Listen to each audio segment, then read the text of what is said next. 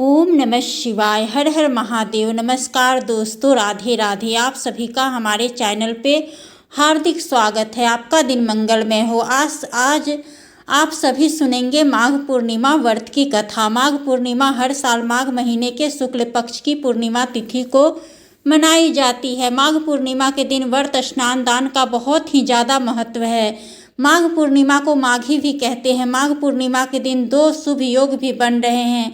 इस दिन सत्यनारायण भगवान की कथा सुनने का भी बहुत ही महत्व है। स्नान और दान करने से पुण्य की प्राप्ति होती है और जाने अनजाने किए हुए पाप और दोष भी मिटते हैं। महाकुंभ का चौथा अमृत स्नान माघ पूर्णिमा में होगा। पंचांग के अनुसार माघ पूर्णिमा की तिथि की शुरुआत 11 फरवरी को शाम 6:55 पे होगी और इस तिथि का समापन 12 फरवरी को शाम 7:02 पर होगा। ऐसे में उदय तिथि और चंद्रोदय के समय के आधार पे माघ पूर्णिमा 12 फरवरी दिन बुधवार को है। इस बार माघ पूर्णिमा व्रत स्नान दान एक ही दिन होगा। इस दिन ब्रह्म मुहूर्त में स्नान करना बहुत ही फलदायी माना जाता है। जो भी व्यक्ति पूरे माघ महीने में स्नान नहीं कर पाए वह पूर्णिमा के दिन ब्रह्म मुहूर्त में स्नान करके पूरे माघ मास का लाभ प्राप्त कर सकते हैं। सनातन धर्म में पूर्णिमा तिथि को विशेष महत्वपूर्ण माना जाता है। पूर्णिमा तिथि के दिन पवित्र नदी और सरोवर में स्नान करना बहुत ही शुभ माना जाता है। पौराणिक मान्यताओं के अनुसार इस दिन स्वयं देवता पृथ्वी पर मनुष्य के रूप में प्रयागराज संगम में स्नान और दान करने आते हैं। इस दिन माता लक्ष्मी, भगवान विष्णु और चंद्रमा की पूजा करना सुख समृद्धि देने वाला होता है। प्रिय भक्तों, चलिए अब शुरू करते हैं माघ पूर्णिमा की व्रत कथा को। इस कथा को पूरे मन से सुनिएगा। भगवान विष्णु और माता लक्ष्मी की विशेष कृपा प्राप्त होगी और कमेंट में जय श्री हरि विष्णु, जय माँ लक्ष्मी जरूर लिखिएगा। द्वापर युग में एक समय की बात है कि यशोदा जी ने श्री कृष्ण से कहा कि हे कृष्ण, तुम सारे संसार के उत्पन्न करता, पोषण तथा संहार करता हो। आज कोई ऐसा व्रत मुझसे कहो जिसको करने से मृत्यु लोक में स्त्रियों को विधवा होने का भय न रहे तथा वह सभी मनुष्य की मनोकामनाओं को पूर्ण करने वाला हो। श्री कृष्ण कहने लगे कि हे माता, तुमने अति ही सुंदर प्रश्न किया है। मैं तुमसे ऐसे ही व्रत को कहता हूँ। सौभाग्य की प्राप्ति के लिए स्त्रियों को 32 पूर्णमासी का व्रत करना चाहिए। इस व्रत को करने से स्त्रियों को सौभाग्य संपत्ति मिलती है। यह व्रत अचल सौभाग्य देने वाला एवं भगवान शंकर के प्रति मनुष्य मात्र की भक्ति को बढ़ाने वाला है। यशोदा जी कहने लगी, हे कृष्ण, सर्वप्रथम इस व्रत को मृत्यु लोक में किसने किया था, इसके विषय में विस्तार पूर्वक मुझसे कहो। श्री कृष्ण जी कहने लगे कि इस भूमंडल पर एक अत्यंत ही प्रसिद्ध राजा चंद्रहास से पाली अनेक प्रकार के रत्नों से परिपूर्ण कार्तिका नाम की एक नगरी थी। वहां पर धनेश्वर नाम का एक ब्राह्मण था और उसकी स्त्री अति सुशील व रूपवती थी। दोनों ही उस नगरी में बड़े प्रेम से रहते थे। घर में धन आदि की कमी नहीं थी। उनको एक बड़ा दुख था कि उनकी कोई संतान नहीं थी। इस दुख से वह अत्यंत ही दुखी रहते थे। एक समय बड़ा ही तपस्वी योगी उस नगरी में आ गया। वह योगी उस ब्राह्मण के घर को छोड़कर वह अन्य सब घरों से भिक्षा को लाकर भोजन को किया करता था। रूपवती ने वह भिक्षा नहीं लिया करता था। उस योगी ने एक दिन रूपवती से भिक्षा न लेकर और किसी अन्य घर से भिक्षा लेकर गंगा के किनारे जाकर भिक्षा को प्रेम पूर्वक खा रहा था कि धनेश्वर ने योगी की यह सब कार्य किसी प्रकार से देख लिया। अपनी भिक्षा का अनादर से दुखी होकर धनेश्वर योगी से बोला कि महात्मा, आप सब घरों से भिक्षा लेते हैं परंतु मेरे घर की भिक्षा कभी नहीं लेते, इसका कारण क्या है? योगी ने कहा कि तुम निसंतान हो और निसंतान के घर की भीख पतितों के अन्न के तुल्य होती है और जो पतितों का अन्न खाता है वो भी पतित हो जाता है। चूंकि तुम निसंतान हो अतः पतित हो जाने के भय से मैं तुम्हारे घर की भिक्षा नहीं लेता। धनेश्वर यह बात सुनकर अपने मन में बहुत दुखी हुआ और हाथ जोड़कर योगी के पैरों पर गिर पड़ा तथा आर्त भाव से कहने लगा कि हे महात्मा, यदि ऐसा है तो आप मुझसे पुत्र प्राप्ति का कोई उपाय बताइए। आप सर्वज्ञ हैं, मुझ पर जरूर ही कृपा कीजिए। धन की मेरे घर में कोई कमी नहीं है, लेकिन मैं पुत्र न होने के कारण अत्यंत दुखी हूँ। आप मुझे इस दुख के हरण करें। आप यह सुनकर योगी कहने लगे कि हे ब्राह्मण, तुम चंडी की आराधना करो। घर जाकर अपनी स्त्री से सब वृतांत कहा और स्वयं तप के नियमित वन में चला गया। वन में जाकर उसने चंडी की उपासना की और उपवास किया। चंडी ने सुबह दिन उसके स्वप्न में दर्शन दिए और कहा कि हे धनेश्वर, जा, तेरे पुत्र होगा, परंतु वह 16 वर्ष की आयु में ही मृत्यु को प्राप्त हो जाएगा। यदि तुम दोनों स्त्री पुरुष 32 पूर्णमासी का व्रत विधि पूर्वक करोगे तो वह दीर्घायु होगा। और जितनी तुम्हारी समर्थ हो, आटे के दिए बनाकर शिव जी का पूजन करना। पूर्णमासी 32 हो जानी चाहिए। प्रातःकाल होने पर इस स्थान के समीप ही तुम्हें एक आम का वृक्ष दिखाई देगा। उस पर तुम चढ़कर एक फल तोड़कर शीघ्र अपने घर चले जाना। अपनी स्त्री से सब वृतांत कहना और ऋतु स्नान के पश्चात वह स्वच्छ होकर शिवजी का ध्यान करके वह इस फल को खा लेगी। तब भगवान शिवजी की कृपा से उसको गर्भ हो जाएगा। जब वह ब्राह्मण प्रातःकाल उठा तो उसने उस स्थान के पास ही एक आम का वृक्ष देखा, जिस पर एक अत्यंत ही सुंदर आम का फल लगा हुआ था। उस ब्राह्मण ने उस आम के वृक्ष पर चढ़कर उस फल को तोड़ने का प्रयत्न किया, परंतु वह वृक्ष पर कई बार प्रयत्न करने पर भी वह न चढ़ पाया। तब वह उस ब्राह्मण को बहुत चिंता हुई। वह श्री विघ्न विनाशन गणेश जी की वंदना करने लगा। अपने भक्तों के विघ्नों का नाश करने वाले, उनके मंगल कार्य को करने वाले, दुष्टों का नाश करने वाले, रिद्धि सिद्धि को देने वाले, आप मुझ पर कृपा करें, करके इतना बल दे कि मैं अपने मनोरथ को पूर्ण कर सकूं। इस प्रकार गणेश जी की प्रार्थना करने पर उसकी कृपा से धनुष वृक्ष पर चढ़ गया और उसने एक अति ही सुंदर आम का फल देखा। धनेश्वर ब्राह्मण ने जल्दी से उस फल को तोड़कर अपनी स्त्री को लाकर दे दिया और उसकी स्त्री ने अपने पति के कथन अनुसार उस फल को खा लिया और वह गर्भवती हो गई। देवी जी की कृपा से उसे एक अत्यंत सुंदर पुत्र उत्पन्न हुआ, जिसका नाम उन्होंने देवीदास रखा। माता पिता के हर्ष और के साथ वह बालक शुक्ल पक्ष की चंद्रमा की भांति अपने पिता के घर में बढ़ने लगा। भवानी की कृपा से वह बालक बहुत ही निपुण हो गया। दुर्गा जी की कृपा से उसकी माता ने भी 32 पूर्णमासी का व्रत करना शुरू कर दिया, जिससे उसका पुत्र बड़ी आयु तथा लंबी आयु वाला हो जाए। 1.25 वर्ष लगते हैं देवीदास के माता पिता को बड़ी चिंता हो गई कि कहीं उसके पुत्र की इस वर्ष मृत्यु न हो जाए, और इसीलिए उन्होंने अपने मन में विचार किया कि यह दुर्घटना उनके सामने हो गई तो कैसे सहन कर सकेगी। उन्होंने देवीदास के मामा को बुलाया और कहा कि हमारी इच्छा है कि देवीदास 1 वर्ष तक काशी में जाकर विद्या ग्रहण करे और हम उनको अकेला भी नहीं छोड़ना चाहते, इसलिए साथ में तुम चले जाओ और 1 वर्ष के पश्चात इसको वापस लौटा लेना।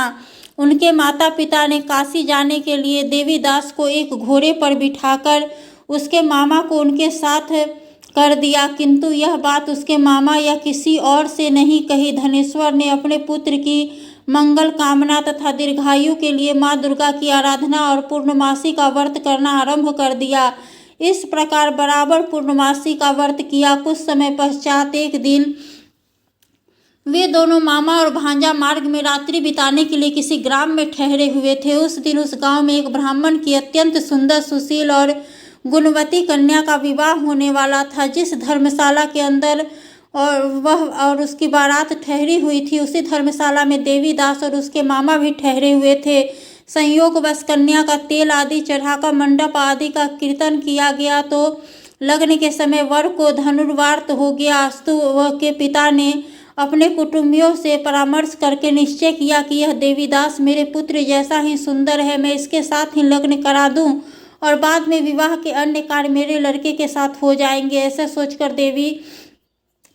सोचकर देवीदास के मामा से जाकर बोला कि तुम थोड़ी देर के लिए अपने भांजे को हमें दे दो, जिससे विवाह के लग्न का सब काम सुचारू रूप से हो सके। तब उसका मामा कहने लगा कि जो भी हो, मधुपूर्वक आदि कन्यादान के समय वर को मिले वह सब हमें दे दिया जाए तो मेरा भांजा इस बारात का दूल्हा बन जाएगा। यह बात वर के पिता ने स्वीकार कर लेने पर उसने अपना भांजा वर बनने के लिए भेज दिया और उसके साथ सब विवाह का कार्य रात्रि में विधि पूर्वक संपन्न हो गया। पत्नी के साथ वह भोजन न कर सका और अपने मन में सोचने लगा कि न जाने वह किसकी स्त्री होगी, और वह एकांत में इसी सोच में गर्म निश्वास छोड़ने लगा तथा उसकी आंखों में आंसू भी आ गए। तब वधू ने पूछा कि क्या बात है, आप इतने उदासीन और दुखी क्यों हो रहे हो। तब उसने सब बातें जो लड़के के पिता व उसके मामा में हुई थी उसको बतला दी। तब कन्या कहने लगी कि यह ब्रह्म विवाह के विपरीत कैसे हो सकता है। देव, ब्राह्मण और अग्नि के सामने मैंने आपको ही अपना पति बनाया है, इसलिए आप ही मेरे पति हैं और मैं ही आपकी पत्नी रहूंगी, किसी अन्य की कदापि नहीं। तब देवीदास ने कहा, ऐसा मत करिए, क्योंकि मेरी आयु बहुत ही छोटी है, मेरे पश्चात आपकी गति होगी। इन बातों को अच्छी तरह विचार लो। परंतु वह दृढ़ विचार वाली थी और बोली कि जो आपकी गति होगी वही मेरी गति होगी। हे स्वामी, आप उठिए और भोजन करिए, आप निश्चय ही भूखे होंगे। इसके बाद देवीदास और उसकी पत्नी दोनों ने भोजन किया तथा श्रेष्ठ रात्रि भर वे सोते रहे। प्रातःकाल देवीदास ने अपनी पत्नी को 3 नगों वाली जरी हुई एक अंगूठी दी और एक रुमाल दिया और बोला कि हे प्रिय, इसे लो, मेरा मरण और जीवन जानने के लिए एक पुष्प वाटिका बना लो, उसमें सुगंधी वाली एक 9 मल्लिका लगा लो, उसको प्रतिदिन जल से सींचा करो और आनंद के साथ खेलो कूदो तथा उत्सव मनाओ। जिस दिन और जिस समय और जिस दिन मेरा प्राण जाएंगे तो ये फूल सूख जाएंगे, और जब वे फिर हरे हो जाए तो जान लेना कि मैं जीवित हूँ।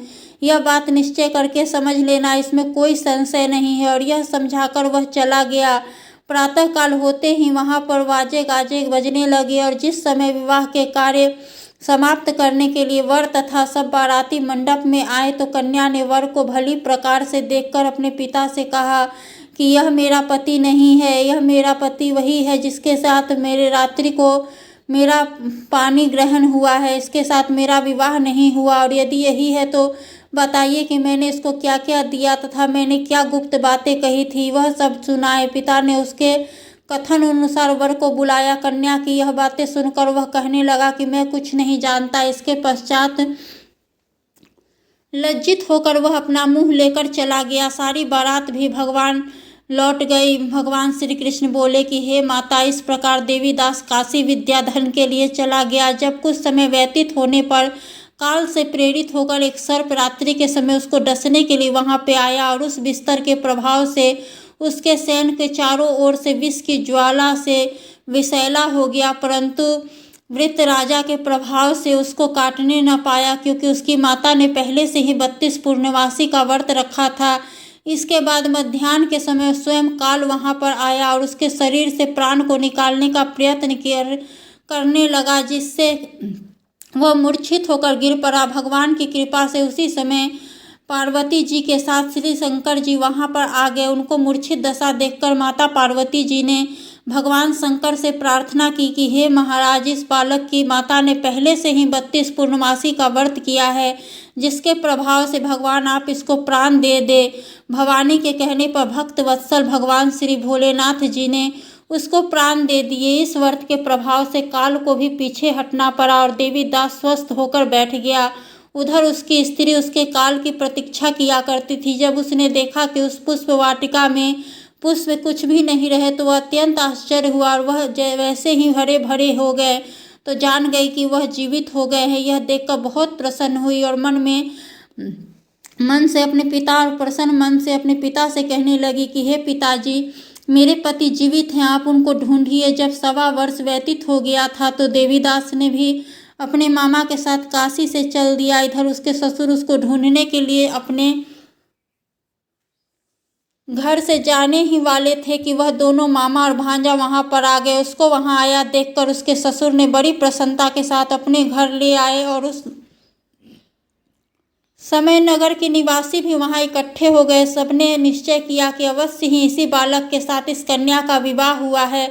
उस बालक ने जब कन्या को देखा तो पहचान लिया और कहा कि यह तो वही है जो संकेत करने के गया था। तब सभी कहने लगे भला हुआ जो यह आ गया, और नगरवासियों ने आनंद मनाया। कुछ दिनों के बाद देवीदास अपनी पत्नी और मामा के साथ अपने ससुर के घर से बहुत सा धन उपहार दिया लेकर अपने घर के लिए प्रस्थान किया। जब वह अपने गांव के निकट आ गया तो कई लोगों ने उसको देखकर उसके माता पिता को पहले ही जाकर खबर दे दी कि तुम्हारा पुत्र देवीदास अपनी पत्नी और मामा सहित आ रहे हैं। ऐसा समाचार सुनकर पहले तो उन्हें विश्वास ही नहीं हुआ, किंतु जब और लोगों ने आकर उनकी बातों का समर्थन किया तो उसको बड़ा ही आश्चर्य हुआ। लेकिन थोड़ी देर में देवीदास ने अपने माता पिता के चरणों में अपना सिर रखकर प्रणाम किया और उनकी पत्नी ने भी अपने सास ससुर के चरणों को प्रणाम किया। तो माता पिता ने अपने पुत्र पुत्रवधू को अपने हृदय से लगा लिया और दोनों की प्रेमा आंसू बह चले। अपने पुत्र पुत्रवधू के आने की खुशी में धनेश्वर ने बड़ा भारी उत्सव किया। ब्राह्मणों को भी बहुत शानदार दक्षिणा देकर प्रसन्न किया। श्री कृष्ण जी कहने लगे कि इस प्रकार धनेश्वर 32 पूर्णवासी के व्रत के प्रभाव से पुत्रवान हो गया और जो भी स्त्रियां इस व्रत को करती है वे जन्म जन्मांतर के में वैवध्य का दुख नहीं भोगती और सदैव सौभाग्यवती रहती है।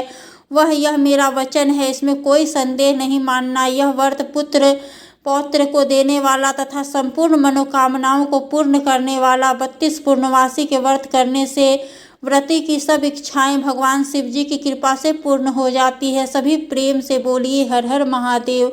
दोस्तों, आपको कथा अच्छी लगी हो तो वीडियो को एक लाइक जरूर करें और कमेंट बॉक्स में हर हर महादेव अवश्य लिखें। धन्यवाद।